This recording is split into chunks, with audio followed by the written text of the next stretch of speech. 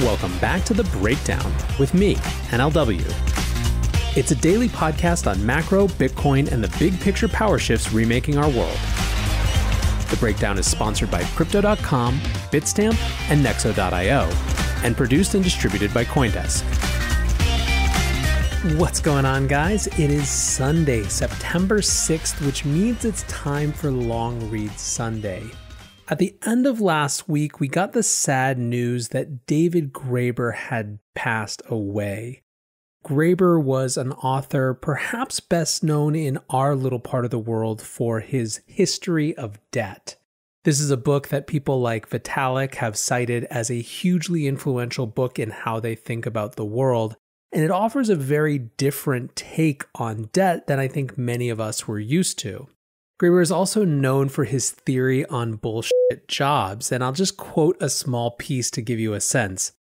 Huge swaths of people in Europe and North America in particular spend their entire working lives performing tasks they believe to be unnecessary. The moral and spiritual damage that comes from this situation is profound. It is a scar across our collective soul, yet virtually no one talks about it. Anyways, when I saw that Graeber had passed, I wanted to pick one of his pieces to read for Long Read Sunday. A lot of you folks who are listening probably have very different politics from Graeber, but I still think you'll enjoy this piece, and especially if you put it in context. So this piece is about revolution, and it's from April 2013, and is called A Practical Utopian's Guide to the Coming Collapse. What is a revolution? We used to think we knew. Revolutions were seizures of power by popular forces aiming to transform the very nature of the political, social, and economic system in the country in which the revolution took place, usually according to some visionary dream of a just society. Nowadays, we live in an age when, if rebel armies do come sweeping into a city, or mass uprisings overthrow a dictator, it's unlikely to have any such implications. When profound social transformation does occur, as with, say, the rise of feminism, it's likely to take an entirely different form. It's not that revolutionary dreams aren't out there, but contemporary revolutionaries rarely think they can bring them into being by some modern-day equivalent of storming the Bastille. At moments like this, it generally pays to go back to the history one already knows and ask, were revolutions really ever what we thought them to be? For me, the person who has asked this most effectively is the great world historian Emanuel Wallerstein. He argues that for the last quarter millennium or so, revolutions have consisted above all of planet-wide transformations of political common sense. Already by the time of the French Revolution, Wallerstein notes, there was a single world market, and increasingly a single world political system as well, dominated by huge colonial empires. As a result, the storming of the Bastille in Paris could well end up having effects on Denmark or even Egypt, just as profound as on France itself, in some cases even more so. Hence he speaks of the World Revolution of 1789, followed by the World Revolution of 1848, which saw revolutions break out almost simultaneously in 50 countries, from Wallachia to Brazil. In no case did the revolutionaries succeed in taking power, but afterward, institutions inspired by the French Revolution, notably universal systems of primary education, were put in place pretty much everywhere. Similarly, the Russian Revolution of 1917 was a world revolution ultimately responsible for the New Deal and European welfare states as much as for Soviet communism. The last in the series was the World Revolution of 1968, which, much like 1848, broke out almost everywhere, from China to Mexico, seized power nowhere, but nonetheless changed everything. This was a revolution against state bureaucracies, and for the inseparability of personal and political liberation, whose most lasting legacy will likely be the birth of modern feminism. Revolutions are thus planetary phenomena, but there is more. What they really do is transform basic assumptions about what politics is ultimately about. In the wake of a revolution, ideas that had been considered veritably lunatic fringe quickly become the accepted currency of debate. Before the French Revolution, the ideas that change is good, that government policy is the proper way to manage it, and that governments derive their authority from an entity called the people, were considered the sorts of things one might hear from crackpots and demagogues, or, at best, a handful of free-thinking intellectuals who spend their time debating in cafes. A generation later, even the stuffiest magistrates, priests, and headmasters has to at least pay lip service to these ideas. Before long, we had reached the situation we are in today, that it's necessary to lay out the terms for anyone to even notice they are there. They become common sense, the very grounds of political discussion. Until 1968, most world revolutions really just introduced practical refinements: an expanded franchise, universal primary education, the welfare state. The World Revolution of 1968, in contrast, whether it took the form as it did in China of a revolt by students and young cadres supporting Mao's call for a cultural revolution, or in Berkeley and New York, where it marked an alliance of students, dropouts, and cultural rebels, or even in Paris, where it was an alliance of students and workers, and it was a rebellion against bureaucracy, conformity, or anything that fettered the human imagination, a project for the revolutionizing of not just political or economic life, but every aspect of human existence. As a result, in most cases, the rebels didn't even try to take over the apparatus of state. They saw that apparatus as itself the problem. It's fashionable nowadays to view the social movements of the late 60s as an embarrassing failure. A case can be made for that view. It's certainly true that in the political sphere, the immediate beneficiary of any widespread change in political common sense, a prioritizing of ideals of individual liberty, imagination, and desire, a hatred of bureaucracy and suspicions about the role of government, was the political right. Above all, the movements of the 60s allowed for the mass revival of free market doctrines that had been largely abandoned since the 19th century. It's no coincidence that the same generation who, as teenagers, made the Cultural Revolution in China was the one who, as 40-year-olds, presided over the introduction of capitalism. Since the 80s, freedom has come to mean the market, and the market has come to be seen as identical with capitalism. Even, ironically, in places like China, which had known sophisticated markets for thousands of years, but rarely anything that could be described as capitalism. The ironies are endless. While the new free market ideology has framed itself above all as a rejection of bureaucracy, it has in fact been responsible for the first administrative system that has operated on a planetary scale. With its endless layering of public and private bureaucracies, the IMF, World Bank, WTO, trade organizations, financial institutions, transnational corporations, NGOs. This is precisely the system that has imposed free market orthodoxy and opened the world to financial pillage, under the watchful aegis of American arms. It only made sense that the first attempt to create a global revolutionary movement, the global justice movement that peaked between 1998 and 2003, was effectively a rebellion against the very rule of that planetary bureaucracy. Future stop. In retrospect, though, I think that later historians will conclude that the legacy of the 60s revolution was deeper than we now imagine, and that the triumph of capitalist markets and their various planetary administrators and enforcers, which seems so epical and permanent in the wake of the collapse of the Soviet Union in 1991, was, in fact, far shallower. I'll take an obvious example. One often hears that anti-war protests in the late 60s and early 70s were ultimately failures, since they did not appreciably speed up the US withdrawal from Indochina. But afterward, those controlling US foreign policy were so anxious about being met with similar popular unrest, and even more with unrest within the military itself, which was genuinely falling apart by the early 70s, that they refused to commit US forces to any major ground conflict for almost 30 years. It took 9/11, an attack that led to thousands of civilian deaths on US soil, to fully overcome the notorious Vietnam syndrome. And even then, the war planners made an almost obsessive effort to ensure the wars were effectively protest-proof. Propaganda was incessant, the media was brought on board, experts provided exact calculations on body bag counts, how many US casualties it would take to stir mass opposition, and the rules of engagement were carefully written to keep the count below that.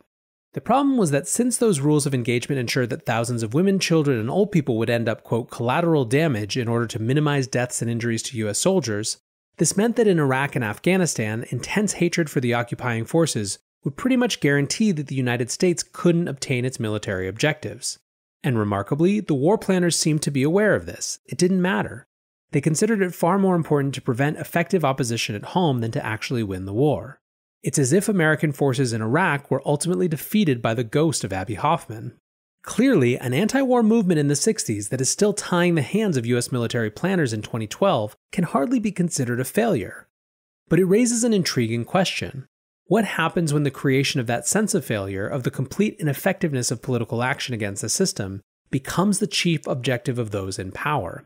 Is it possible that this preemptive attitude towards social movements, the designing of wars and trade summits in such a way that preventing effective opposition is considered more of a priority than the success of the war or summit itself, really reflects a more general principle? What if those currently running the system, most of whom witnessed the unrest of the 60s firsthand as impressionable youngsters, are, consciously or unconsciously, and I suspect it's more conscious than not, obsessed by the prospect of revolutionary social movements once again challenging prevailing common sense. The thought first occurred to me when participating in the IMF actions in Washington, D.C. in 2002. Coming on the heels of 9/11, we were relatively few and ineffective, the number of police overwhelming. There was no sense that we could succeed in shutting down the meetings. Most of us left feeling vaguely depressed. It was only a few days later, when I talked to someone who had friends attending the meetings, that I learned that we had in fact shut them down. The police had introduced such stringent security measures, canceling half the events, that most of the actual meetings had been carried out online. In other words, the government had decided that it was more important for protesters to walk away feeling like failures than for the IMF meetings to take place. If you think about it, they afforded protesters extraordinary importance. It would explain a lot. What's going on, guys? I'm excited to share that one of this month's breakdown sponsors is Crypto.com. Crypto.com offers one of the most cost-efficient ways to purchase crypto out there, as they've just waived the 3.5% credit card fee for all crypto purchases. What's more, with Crypto.com's MCO Visa card, you can get up to 10% back on things like food and grocery shopping. When you buy gift cards with the Crypto.com app, you can get up to 20% back. Download the Crypto.com app today and enjoy these offers until the end of September. Bitstamp is the original global cryptocurrency exchange. Since 2011, Bitstamp has been the preferred exchange for serious traders and investors, trusted by over 4 million customers, including top financial institutions. Bitstamp is built on professional-grade trading technology. Their platform is powered by a NASDAQ matching engine, and their APIs are recognized as the best in the industry. Download the Bitstamp app from the App Store or Google Play, or visit bitstamp.net/pro to learn more and start trading today.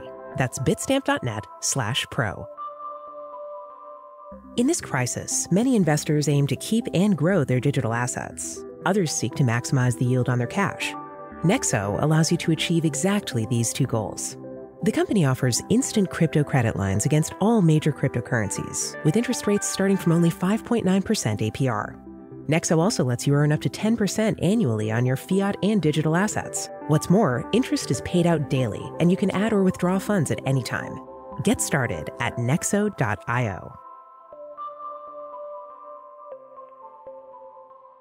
In most of the world, the last 30 years has come to be known as the Age of Neo-Liberalism, one dominated by a revival of the long-since abandoned 19th century creed that held that free markets and human freedom in general were ultimately the same thing. Neoliberalism has always been racked by a central paradox. It declares that economic imperatives are to take priorities over all others. Politics itself is just a matter for creating the conditions for growing the economy by allowing the magic of the marketplace to do its work. All other hopes and dreams of equality, of security, are to be sacrificed for the primary goal of economic productivity. But global economic performance over the last 30 years has been decidedly mediocre, with one or two spectacular exceptions, notably China, which significantly ignored most neoliberal prescriptions. Growth rates have been far below what they were in the days of the old-fashioned state-directed, welfare state-oriented capitalism of the 50s, 60s, and even 70s. By its own standards, then, the project was already a colossal failure even before the 2008 collapse. If, on the other hand, we stop taking world leaders at their word and instead think of neoliberalism as a political project, it suddenly looks spectacularly effective. The politicians, CEOs, trade bureaucrats, and so forth who regularly meet at summits like Davos or the G20 may have done a miserable job in creating a world capitalist economy that meets the needs of the majority of the world's inhabitants, let alone produces hope, happiness, security, or meaning. But they have succeeded magnificently in convincing the world that capitalism, and not just capitalism, but exactly the financialized semi-feudal capitalism we happen to have right now, is the only viable economic system. If you think about it, this is a remarkable accomplishment. How did they pull it off? The preemptive attitude towards social movements is clearly a part of it. Under no condition can alternatives or anyone proposing alternatives be seen to experience success. This helps explain the almost unimaginable investment in security systems of one sort or another. The fact that the United States, which lacks any other major rival, spends more on its military and intelligence than it did during the Cold War, along with the almost dazzling accumulation of private security agencies, intelligence agencies, militarized police guards, and mercenaries. Then there are the propaganda organs, including a massive media industry that did not even exist before the 60s, celebrating police. Mostly these systems do not so much attack dissidents directly as contribute to a pervasive climate of fear, jingoistic conformity, life insecurity, and simple despair that makes any thought of changing the world seem an idle fantasy. Yet these security systems are also extremely expensive. Some economists estimate that a quarter of the American population is now engaged in guard labor of one sort or another, defending property, supervising work, or otherwise keeping their fellow Americans in line. Economically, most of this disciplinary apparatus is pure dead weight. In fact, most of the economic innovations of the last 30 years make more sense politically than economically. Eliminating guaranteed life employment for precarious contracts doesn't really create a more effective workforce, but it is extraordinarily effective in destroying unions and otherwise depoliticizing labor. The same can be said of endlessly increasing working hours. No one has much time for political activity if they're working 60-hour weeks. It does often seem that whenever there is a choice between one option that makes capitalism seem the only possible economic system, and another that would actually make capitalism a more viable economic system, neoliberalism always means choosing the former.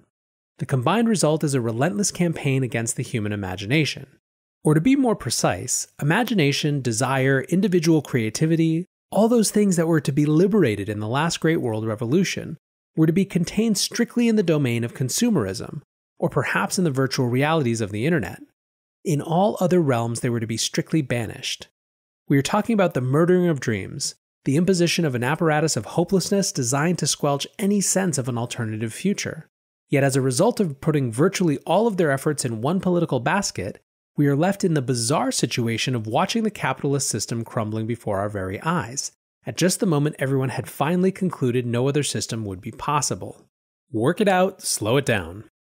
Normally, when you challenge the conventional wisdom that the current economic and political system is the only possible one, the first reaction you are likely to get is a demand for a detailed architectural blueprint of how an alternative system would work, down to the nature of its financial instruments, energy supplies, and policies of sewer maintenance. Next, you are likely to be asked for a detailed program of how the system will be brought into existence. Historically, this is ridiculous. When has social change ever happened according to someone's blueprint? It's not as if a small circle of visionaries in Renaissance Florence conceived of something they called capitalism, figured out how the details of the stock exchange and factories would someday work, and then put in place a program to bring their visions into reality. In fact, the idea is so absurd, we might as well ask ourselves how it ever occurred to us to imagine this is how change happens to begin with. This is not to say there's anything wrong with utopian visions, or even blueprints. They just need to be kept in their place. The theorist Michael Albert has worked out a detailed plan for how a modern economy could run without money on a democratic participatory basis. I think this is an important achievement, not because I think the exact model could ever be instituted in exactly the form in which he describes it, but because it makes it impossible to say that such a thing is inconceivable. Still, such models can only be thought experiments. We cannot really conceive of the problems that will arise when we start trying to build a free society. What now seem likely to be the thorniest problems might not be problems at all. Others that have never occurred to us might prove devilishly difficult. There are innumerable X factors. The most obvious is technology. This is the reason it's so absurd to imagine activists in Renaissance Italy coming up with a model for stock exchange and factories. What happened was based on all sorts of technologies that they couldn't have anticipated, but which in part only emerged because society began to move in the direction that it did. This might explain, for instance, why so many of the more compelling visions of an anarchist society have been produced by science fiction writers. In fiction, you are at least admitting the technological aspect is guesswork. Myself, I am less interested in deciding what sort of economic system we should have in a free society than in creating the means by which people can make such decisions for themselves. What might a revolution in common sense actually look like? I don't know, but I can think of a number of pieces of conventional wisdom that surely need challenging if we are to create any sort of viable free society. I've already explored one, the nature of money and debt, in some detail in a recent book. I even suggested a debt jubilee, a general cancellation in part just to bring home that money is really just a human product, a set of promises that by its nature can always be renegotiated. What would remain is the kind of work only human beings will ever be able to do, those forms of caring and helping labor that are at the very center of the crisis that brought about Occupy Wall Street to begin with. What would happen if we stopped acting as if the primordial form of work is laboring at a production line, or wheat field, or iron foundry, or even an office cubicle, and instead started from a mother, a teacher, or a caregiver? We might be forced to conclude that the real business of human life is not contributing towards something called the economy, a concept that did not even exist 300 years ago, but the fact that we are all and have always been projects of mutual creation. Labor, similarly, should be renegotiated. Submitting oneself to labor discipline, supervision, control, even the self-control of the ambitious self-employed, does not make one a better person. In most really important ways, it probably makes one worse. To undergo it is a misfortune that at best is sometimes necessary. Yet it's only when we reject the idea that such labor is virtuous in itself that we can start to ask what is virtuous about labor, to which the answer is obvious. Labor is virtuous if it helps others. A renegotiated definition of productivity should make it easier to reimagine the very nature of what work is, since, among other things, it will mean that technological development will be redirected less towards creating ever more consumer products and ever more disciplined labor, and more towards eliminating those forms of labor entirely. At the moment, probably the most pressing need is simply to slow down the engines of productivity. This might seem a strange thing to say. Our knee-jerk reaction to every crisis is to assume the solution is for everyone to work even more, though of course, this kind of reaction is really precisely the problem. But if you consider the overall state of the world, the conclusion becomes obvious. We seem to be facing two insoluble problems. On the one hand, we have witnessed an endless series of global debt crises, which have grown only more and more severe since the 70s, to the point where the overall burden of debt, sovereign, municipal, corporate, personal, is obviously unsustainable. On the other hand, we have an ecological crisis, a galloping process of climate change that is threatening to throw the entire planet into drought, floods, chaos, starvation, and war. The two might seem unrelated, but ultimately they are the same. What is debt, after all, but the promise of future productivity? Saying that global debt levels keep rising is simply another way of saying that, as a collectivity, human beings are promising each other to produce an even greater volume of goods and services in the future than they are creating now. But even current levels are clearly unsustainable. They are precisely what's destroying the planet at an ever-increasing pace. Even those running the system are reluctantly beginning to conclude that some kind of mass debt cancellation, some kind of jubilee, is inevitable. The real political struggle is going to be over the form that it takes. Well, isn't the obvious thing to address both problems simultaneously? Why not a planetary debt cancellation as broad as practically possible, followed by a mass reduction in working hours? 4-hour day, perhaps, or a guaranteed 5-month vacation. This might not only save the planet, but also, since it's not like everyone would be just sitting around with their newfound hours of freedom, begin to change our basic conceptions of what value-creating labor might actually be. Occupy was surely right not to make demands, but if I were to formulate one, that would be it. After all, this would be an attack on the dominant ideology at its very strongest point. The morality of debt and the morality of work are the most powerful ideological weapons in the hands of those running the current system. That's why they cling to them even as they are effectively destroying everything else. It's also why debt cancellation would make the perfect revolutionary demand. All this might seem still very distant. At the moment, the planet might seem poised more for a series of unprecedented catastrophes than for the kind of broad moral and political transformation that would open the way to such a world. But if we are going to have any chance of heading off those catastrophes, we're going to have to change our accustomed ways of thinking. As the events of 2011 reveal, the Age of Revolutions is by no means over. The human imagination stubbornly refuses to die. And the moment any significant number of people simultaneously shake off the shackles that have been placed on that collective imagination, even our most deeply inculcated assumptions about what is and is not politically possible have been known to crumble overnight.